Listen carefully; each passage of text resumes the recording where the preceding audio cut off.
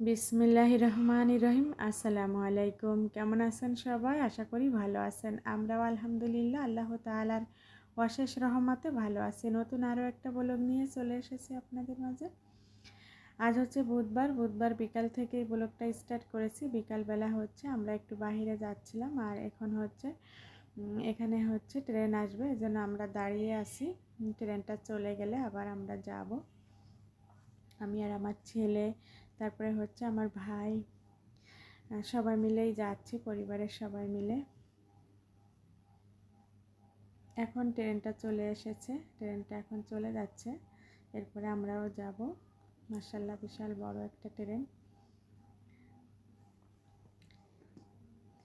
এরপরে হচ্ছে আমরা ঘোরাফেরা করে বাসায় চলে এসেছি। আর আসার সময় হচ্ছে তানবীরের বাবা এগুলা হচ্ছে কিছু মেলা থেকে জিনিস কিনে নিয়ে এসেছে।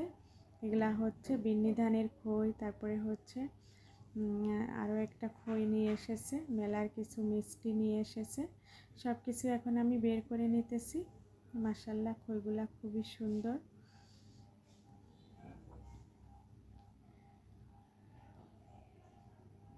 আর বিন্নি ধানের খইটা আমি হচ্ছে প্রথমবার দেখলাম এবং খেলাম, মাশাআল্লাহ খুবই ভালো লেগেছিল।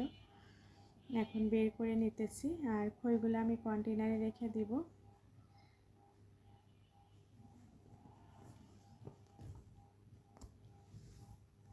এখানে কিছু কালো জাম মিষ্টি নিয়ে এসেছে।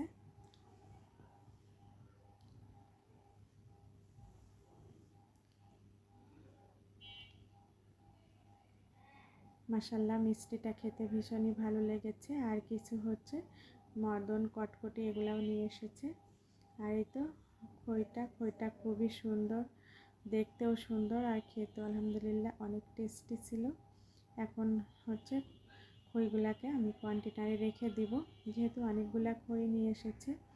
আর এই খই কিন্তু মিষ্টি দিয়ে তারপরে দুধ কলা দিয়ে খেতে ভীষণই ভালো লাগে।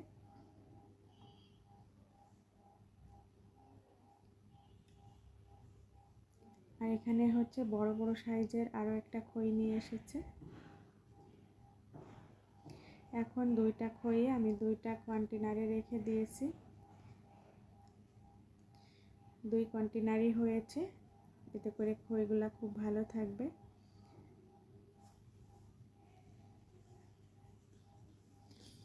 এখন খইগুলাকে রেখে দিব।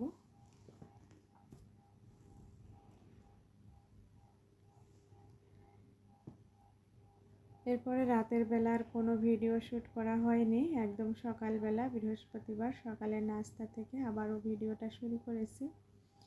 যেহেতু রাতের বেলা মিষ্টি নিয়ে এসেছিলো, তাই আমি এখানে হচ্ছে সকালের নাস্তার জন্য মিষ্টি নিয়েছি, 2টা পরোটা নিয়েছি আর ডিম পোস্ট। এখন আমরা সবাই মিলে সকালের নাস্তাটা করে নিব। তানবীরের বাবাও নাস্তা করে অফিসে চলে গিয়েছে। তারপরে হচ্ছে ঘরের কাজকর্ম গুছিয়ে নিয়েছি, আর এখানে এখন রান্নার জন্য কুটাকাটি সব কিছু রেডি করে নিয়েছি। আর সাথে এগুলাও কেটে নিয়েছি, অনেকগুলা গাজরগুলা হচ্ছে ফ্রোজেন করব। আর গাজরটা হচ্ছে বাসায় অনেক লাগে, যখনই খিচুড়ি রান্না করা হয়, আমার ছেলে প্রতিদিনই খিচুড়ি খায়, খিচুড়ির সাথে তারপরে হচ্ছে নুডলসের সাথে গাজরটা ব্যবহার করা হয়। এরপরে আমি দুপুরে রান্নাতে চলে এসেছি। দুপুরবেলা হচ্ছে দেশি চিংড়ি মাছ দিয়ে মিষ্টি কুমড়া দিয়ে রান্না করব। সব কিছু রেডি করে নিয়েছি। মিষ্টি কুমড়াটাকেও কেটে নিয়ে পরিষ্কার করে নিয়েছি, চিংড়ি মাছটাকেও কেটে পরিষ্কার করে নিয়েছি। এখন হচ্ছে গরম তেলে চিংড়ি মাছটাকে ছেড়ে দিয়েছি, একটু নেড়ে চেড়ে তারপরে হচ্ছে মশলা দিয়ে কষিয়ে নিব। আর এখানে লবণ আর হলুদ দিয়েছি। আর এই দেশি চিংড়ি মাছটা খেতে ভীষণই ভালো লাগে, বিলের চিংড়ি মাছ, আর প্রত্যেকটা চিংড়ি মাছে হচ্ছে ডিম আছে। এখন আমি আদা রসুন জিরা ধনিয়া পেস্ট দিয়ে দিলাম, দিয়ে একটু মশলাগুলা তেলের সঙ্গে ফ্রাই করে নিতেছি। আর চিংড়ি মাছটা একটু হালকা ফ্রাই করে রান্না করলে ফ্লেভারটা বেশি ভালো আসে। সামান্য পরিমাণে একটু পানি দিয়ে দিলাম মশলাটাকে কষানোর জন্য। কষানো হয়ে গিয়েছে, এ পর্যায়ে মিষ্টি কুমড়াটা দিয়ে দিলাম, দিয়ে এখন নেড়ে চেড়ে হচ্ছে একটু পানি দিয়ে কষিয়ে নিব।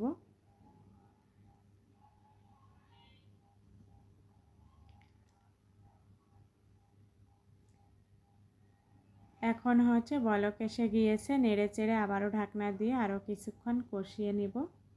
মাশাআল্লাহ মিষ্টি কুমড়াটা খুবই সুন্দর, ফ্রেশ, একদম তাজা ছিল আর খুব সুন্দর কালার। এখন আবারও ঢাকনা দিয়ে ঢেকে কিছুক্ষণ কষিয়ে নিব। কষানো হয়ে গিয়েছে, এখন আমি ঝোলের পানিটা অ্যাড করে দিব।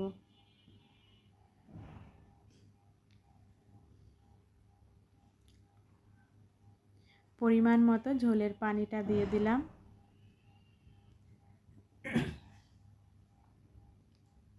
আবারও ঢাকনাটা দিয়ে রান্নাটা করে নিব।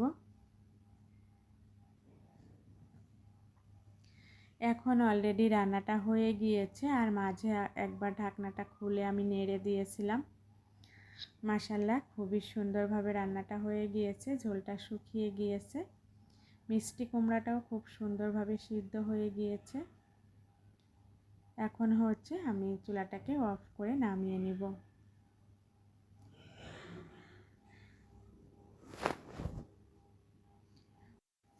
চুলাটাকে অফ করে দিয়ে নামিয়ে নিয়েছি। মাশাআল্লাহ দেখতে যেমন সুন্দর হয়েছে, খেতেও আলহামদুলিল্লাহ অনেক টেস্টি হয়েছিল। মিষ্টি কুমড়া দিয়ে ছোট চিংড়ি মাছ রান্না। আমার রেসিপিটা যদি ভালো লেগে থাকে এভাবে বাসায় ট্রাই করতে পারেন। আজ এ পর্যন্তই। আল্লাহ হাফেজ। আসসালামু আলাইকুম। সবার জন্য দোয়া।